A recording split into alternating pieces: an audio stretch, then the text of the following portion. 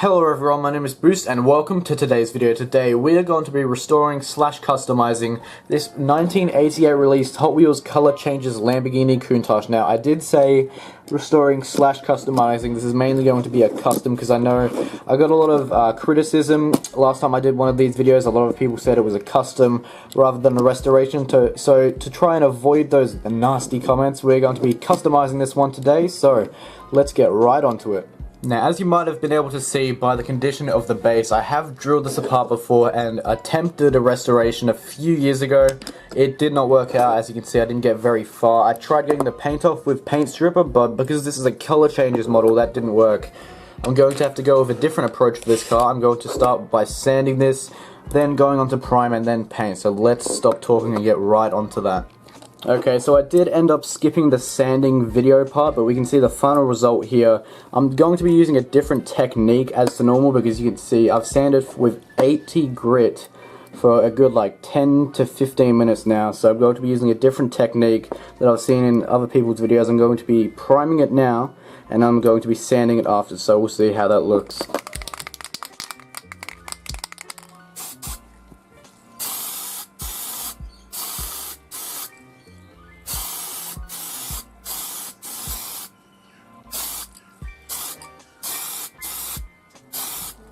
Okay, I've finished with the first layer of primer, and as we can see, the headlights are barely visible. I think I did chuck on a bit too much paint, so I'm going to have to sand it really heavily after this is dried.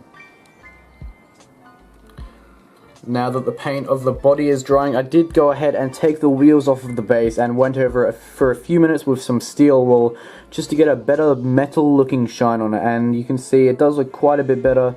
Not much to do with the base because it is just a plain metal piece, no paint on it, no need for paint stripper or anything like that. And we can see here I have got the wheels. I'm going to be using the same wheels because they are in fairly good shape. The back is bent a bit, but I will be able to fix that later on. I've also been getting a lot of comments saying that I should try polishing the window of my cars, so I've gone and done that here. We can see the outcome does look a lot shinier and you can see through the glass or plastic way easier. I reckon it came out good for my first attempt at trying to polish a window, so yeah, it does look pretty nice. One thing that I had trouble removing though is this white stuff that is on both sides of the window. We can see it here, I'm not sure what it is. I did try sanding it for around 20 minutes and it ended up fogging the plastic. So I had to soak it in vinegar for 24 hours just to get it to like this again. Then I polished it. We can almost see some of the sanding marks in there, but if you have any idea how to get this stuff off in methods other than sanding, please let me know. Now after leaving it for 12 hours to dry, we can see the result of the primer here. I did mention before that the headlights are barely visible, but that is not due to the primer's thickness. It is because of the original casting lacked the depth in the panel lines. As we can see here, there's hardly any to see.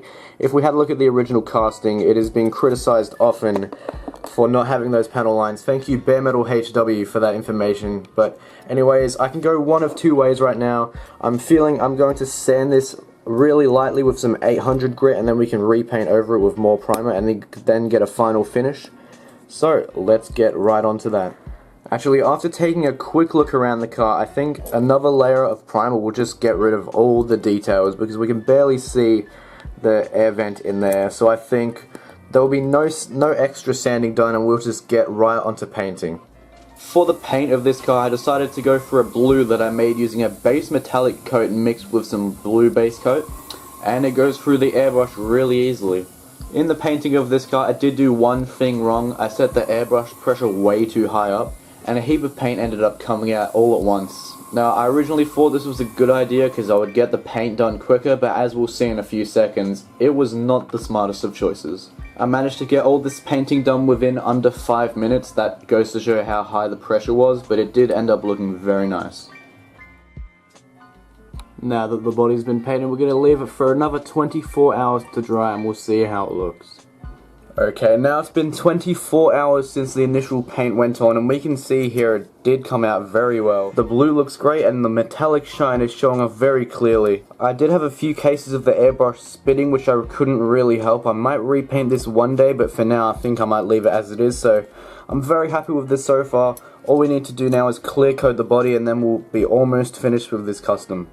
Now the clear coat I use isn't anything too special, it's just a $4 can that I got from the auto store. And I only get it because they normally have 4 for $10 sales, so I just hoard them all at once. And it's a really good deal.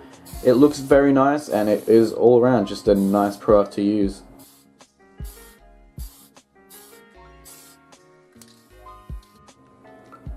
Here's what it looks like right after clear coating it. We're going to leave it for at least 2 days to dry and then we'll be right back.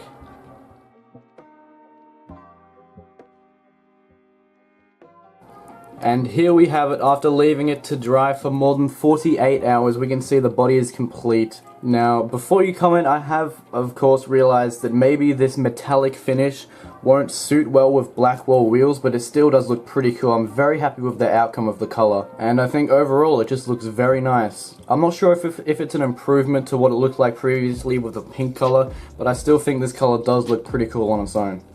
And here it is reassembled. I personally feel like this custom / restoration, whatever you want to call it, is a massive step up from my previous ones. I might go back and redo the paint one day due to the airbrush spinning, but apart from that, everything's pretty alright. After looking at it through the camera as well, I'm gonna have to say that the Blackwalls do look really good with this blue paint color. I originally thought it wouldn't look too good, the metallic would be too shiny and it just wouldn't fit the Blackwall 80s theme, but I'm pretty happy with it, I must say, it does look very good.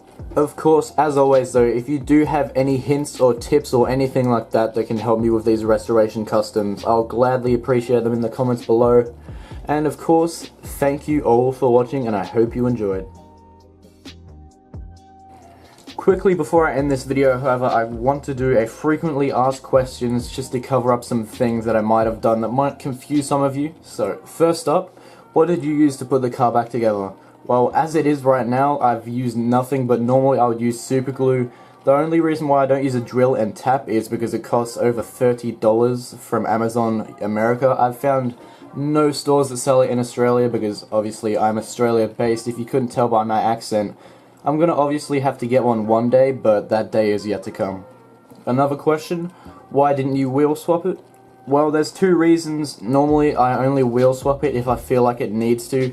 In this case, the Blackwall wheels were in pretty much perfect shape, so I couldn't say no. And of course, if I was going to use wheels, I would try to use real riders, but real riders over here are very hard to get a hold of, and just for me, drilling them apart personally, it just feels like a waste of a car. I don't have enough money to go out and buy as many donor cars as I want. If I could, I definitely would, but for me now, it's not really doable. Alright, so anyway guys, thank you for watching. If you have any other questions, be sure to comment them down below. I'll try to answer as many as possible. And of course, hope you enjoyed. Thank you all for watching.